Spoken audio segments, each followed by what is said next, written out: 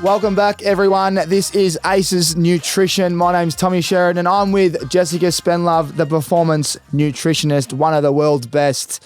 And today, our episode is all about gut health. Spendy, gut health is a huge topic at the moment, and a lot of people want to know a lot about it. So I'm just going to start straight off the cuff. What is gut health? This is a great one. And I mean, first thing I want to say is like the hype is real. Like we should be talking about it. We should be thinking about it, and we should be knowing what it is. So, I mean, at the core, like gut health refers to the function of your gut, your gastrointestinal tract, the digestion of your food, how well we absorb nutrients, are we comfortable and regular? That's kind of the initial part. The second thing is the actual makeup of what is inside our gut. So when we talk about gut health, we are talking a lot about the small intestines and the large intestines. So your large intestines is your colon. It's what, the last place of the body the food is before we go to the bathroom. And that is where our microbiome, particularly in those two parts, lives.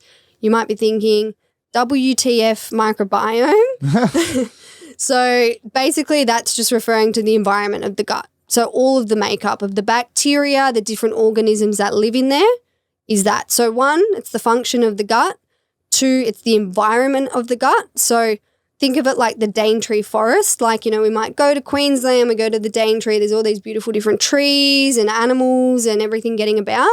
That's ideally what we want for our gut and our microbiome. We want diverse species and microbiome, which we'll talk about how you get that.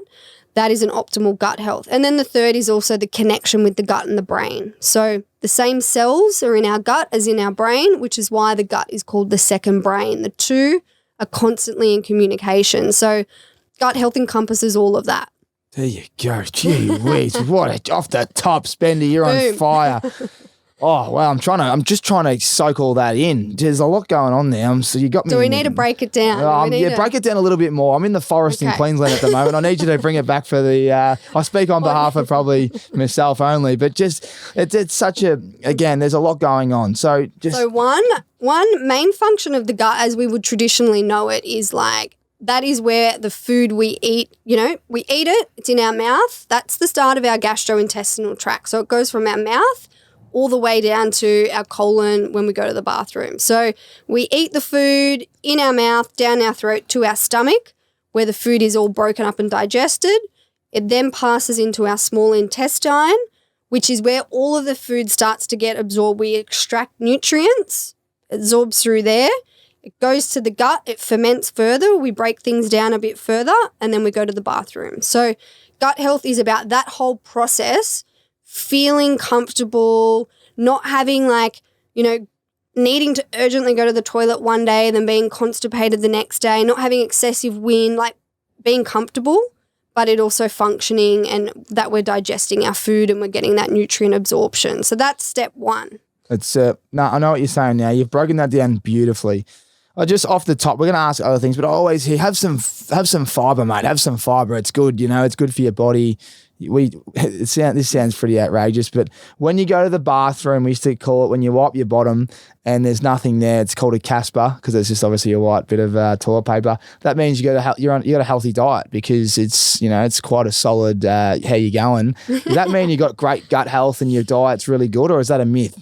Oh, look, I wouldn't say if that's the case, 100% you're sweet, it's all good because, there's a lot of, it's quite normal. I think, it's quite normal for when you go to the bathroom for it to be looking, feel different each day. So, I guess if it's just extremes, like if you're like that urgency or if you're blocked up and you're not going for a few days and it's very uncomfortable. But, yeah, to your point, if you're going to the bathroom and you're wiping and there's stuff there, that doesn't mean that your gut health's bad. So okay, it's good to know. Geez, we're getting right into it today. What about the constipation? You haven't had a Boris, as I like to say, for a couple of days or a day or whatever. There's some people out there that might be off and on like that. Why is that happening? So, the first thing there is everyone's normal is different. Some people go multiple times a day and some people go only every few days. So I guess you will know what your normal is.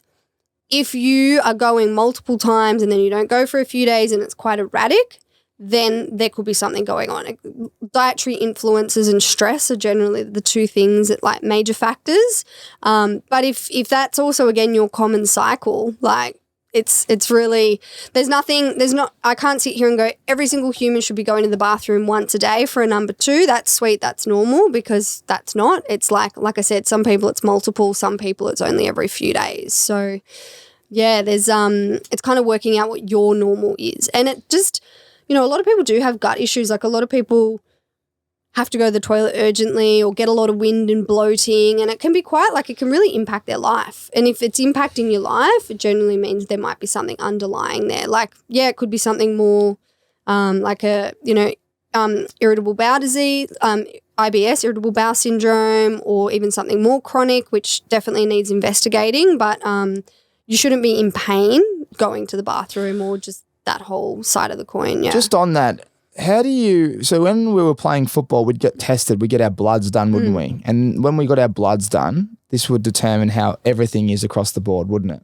So getting your bloods done can look at different things. It can be like looking at like your electrolytes, your liver function, different hormones, like iron levels, vitamin D levels. So it depends. We can look at quite a few different things there. Is there a correlation between that and gut health? Have I just brought that up?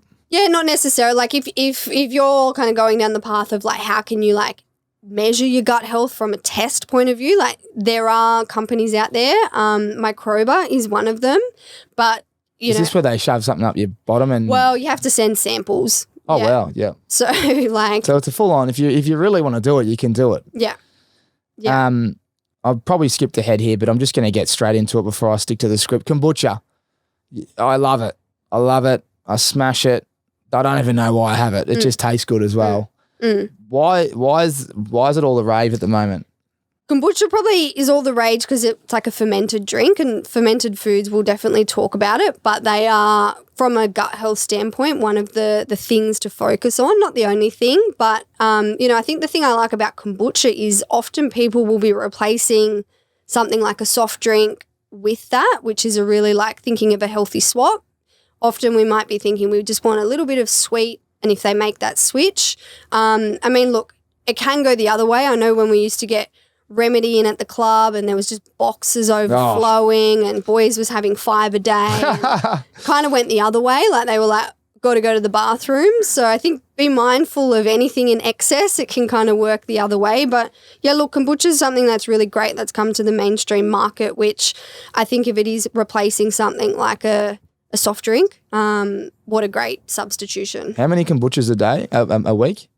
Oh, look, I think 1 to 2 a day would be the general. Yeah. I mean, the other thing I did hear a dentist saying that the pH of something like a kombucha is quite high. So I mean, I feel it's like everything. There's a pro and a con. So if I think it's just knowing you've got that as an option in your toolkit for if you just want something and your water or your soda water or whatever's not ticking the box, it's quite a good option to go and have. Love it. So why is gut health all the rage at the moment? Is it really important? I mean, gut health is all the rage because it's such a new emerging area of science. Like in the last 5 years, more than 80% of what we know about gut health has emerged, and there's just so much research being done. So it's kind of like we're at the tip of the iceberg, which is really exciting. And the more we learn, the more we're just finding out how much what we eat, what that influences our microbiome, influences so many short-term and long-term kind of health consequences. So I've got a list here, and again, it's kind of like we do need to kind of say this and give like a caveat that everything, like if we're eating a certain way or not eating a certain way, it doesn't mean every single one of these things is or isn't going to happen. But what I guess I'm calling out is research has shown that our gut health and our microbiome can influence everything that I'm about to mention. So it includes the digestion, like our overall digestion and absorption of nutrients, which makes sense because we've touched on that's the gut's kind of main function. Big role in relationship with mental health and mood. And I think that's something we're going to kind of touch on it today, but that could be another episode, food and mood. And again, I like that. I like the ring to that as well. Yeah, it's got a little catchy name, but a lot of that has to do with the fact that, like I mentioned, the gut and the brain are in constant connection.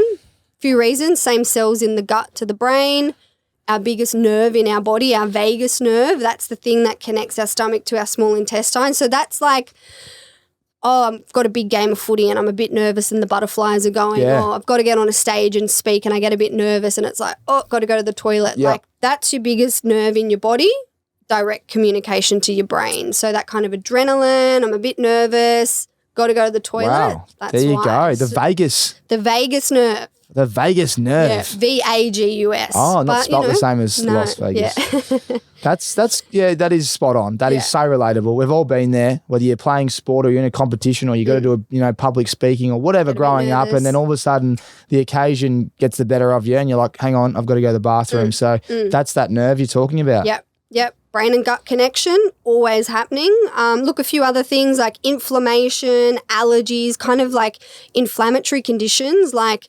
arthritis and Alzheimer's, asthma, risks of certain cancer, diabetes and heart disease. So like there's so much going on down here that influences, again, this long-term kind of chronic disease development, which has to do with like overall inflammation. Like the list goes on.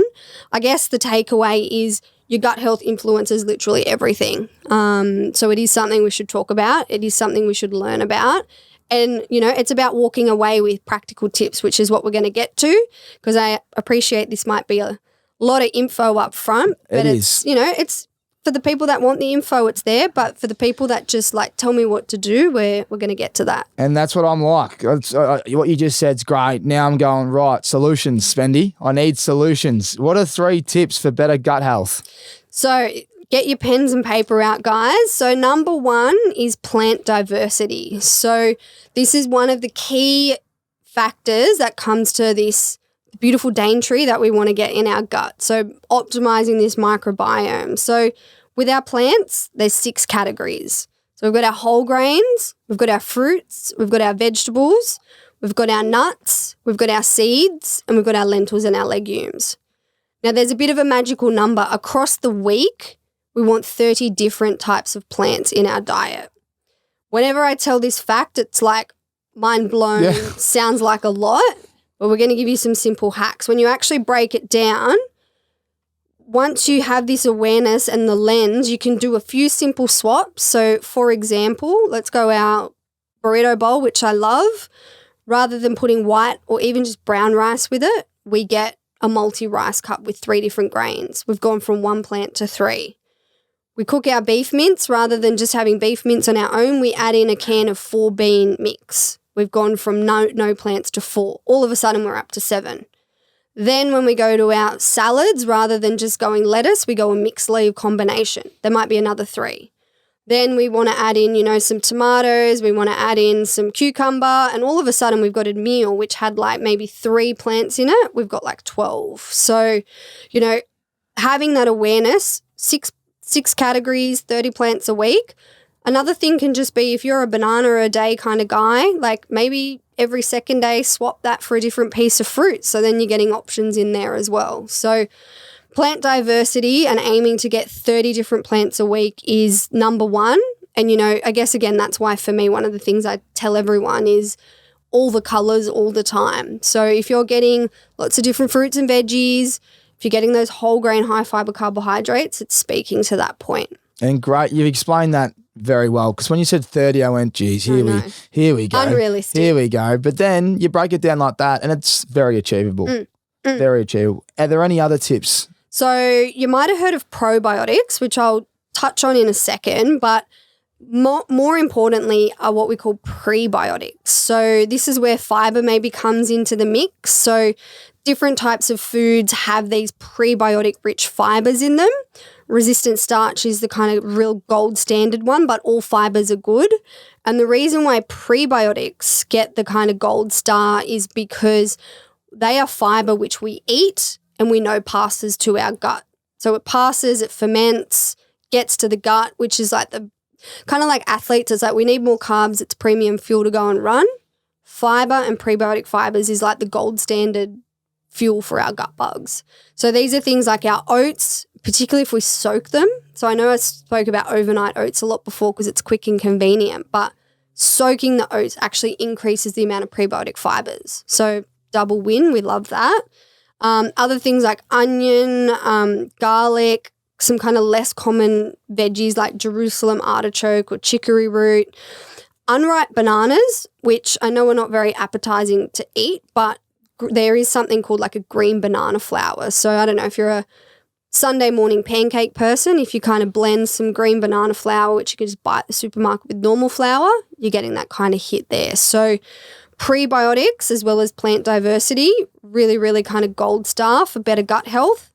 And the last one, which is kind of where like kombucha maybe fits into the picture or where it kind of gets a real halo, is fermented foods. So some really cool kind of research has come out of Stanford University showing that eating fermented foods, if we increase the amount of that over 10 weeks, we optimize our microbiome, and it also has some anti-inflammatory effects as well. So, and some real like immune supporting roles as well. So when we talk about fermented foods, it can be things like kefir, which is like a fermented yogurt, yogurts as well, fermented veggies, which is a really easy one, like your kimchis and your sauerkrauts, or I don't know, into some cool like little Lebanese deli in like Potts Point the other week, and they just had like carrots and cauliflower like fermented in a jar. I mean, I could also make that, but I'm probably not going to. And I was like, oh, yeah, grab me some of that. So if I make a little bowl at lunch, I just put some on, but they're really good.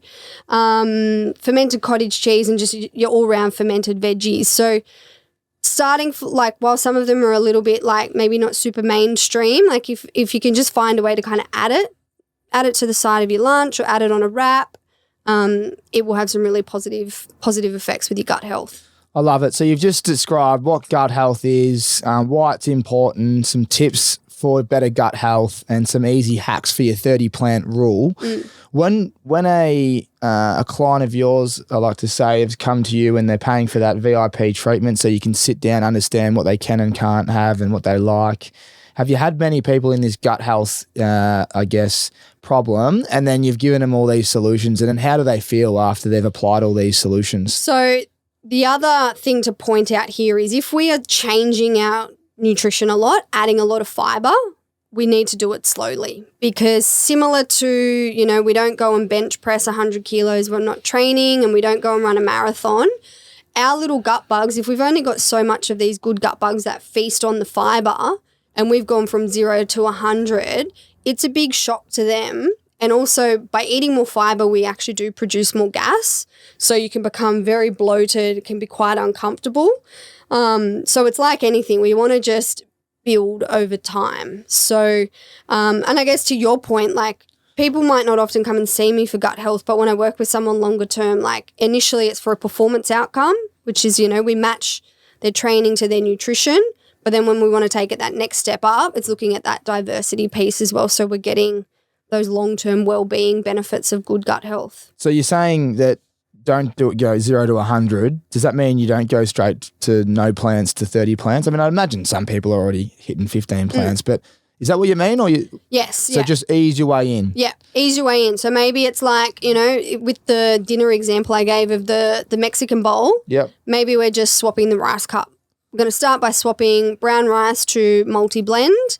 If you're someone that doesn't eat fruit and you're increasing that, we maybe just go to 1 piece a day rather than go to 2 or 3. So little progressions, consistency over what period of time for everyone listening? I'd say I'd start with every kind of second day and build it to daily. And then we're looking at, 1 to 2 months, just kind of building it up, increasing it. And if you have a day or two where you don't have any of this stuff, do you then get a little bit of gut pain or? No, you won't get gut pain. Like it's this consistency piece. Like it doesn't have to be every single day, but if the majority of your time you're shifting to eating like this, it's going to have those kind of long-term benefits. So it's funny. You mentioned multi-rice, mixed nuts, beans, mince, muesli muesli bars, frozen berries, mixed grain muesli, multi-leaf packets, fruits and vegetables. It's achievable. You should be right there. If you're not, you obviously got a lot of work to do, because most things you eat that are healthy are the things that you just named and I just read out. That's it. Yeah. It's fantastic stuff. And it's fantastic to be able to ask you the questions on behalf of everyone, because this was a surprising one for me. I don't know a lot about gut health. I thought it was just common knowledge that, that well, to be honest, it's a bit naive. I just thought that wasn't that big of an issue compared to other things going on, but it was such a hot one on the survey. It was. There were a lot of questions came up about it, and probably the only one we haven't touched on is around like probiotics and, you know, what they are and do we need to take them. I think a lot of people have heard of probiotics. They kind of connect that with gut health, but, you know, you don't have to take a probiotic to have good gut health. If I compare, so a probiotic is like a food or a supplement which has had a bacteria put in it. So, you know, like a probiotic that you think the capsule, we used to take them at the Giant. So that is a capsule and it's had a certain strain of probiotics put into it.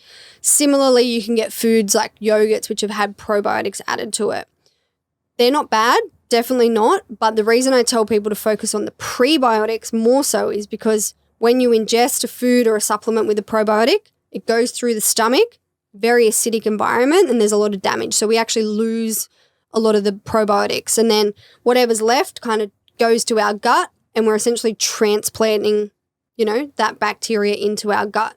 Whereas a prebiotic is a fiber, which we know doesn't digest in our stomach and is passed to our gut and then sits there, which the bacteria feast off. So it's kind of like a percentage of the probiotics will kind of pass through and we'll transplant them there, or we'll guarantee that the fiber will get there, and that's what the actual bacteria in our gut likes to feast off. So it's kind of, I say this, they're both very good, but it's kind of like focus on the stuff we know that's going to get there, because often a lot of those probiotic products can be quite expensive, and also like the different strains have different purposes. So I'd say, you know, consult a professional and if you want like a specific purpose for taking one.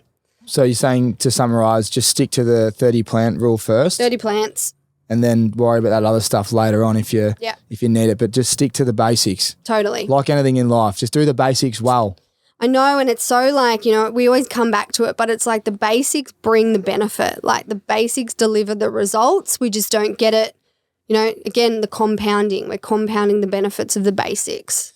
Well, that is why we have teamed up, Spendy. You are the best in the business. That is episode 4 of Aces Nutrition, ladies and gentlemen. Gut health. We've covered it all there. Like I always say, if you appreciate Spendy's work and you want more and you're really enjoying these podcasts, please share them, tag us, write in, but most importantly, subscribe to our channels and give us a review on the way so that we know how to improve and keep delivering value for you all. Spendy, you've nailed it again. Gut health. A lot of people out there are better off with that podcast in their ear holes, as I'd like to say, listening, unless they're watching. But that was a fantastic episode, and that gives everyone a great understanding of what it is and what they can do for a few tips for a better life. That's it. 30 plants. Learn it. Do it. Thank you for listening. So we'll see you next time for Aces Nutrition with the best performance nutritionist in the world, Jessica Spendlove.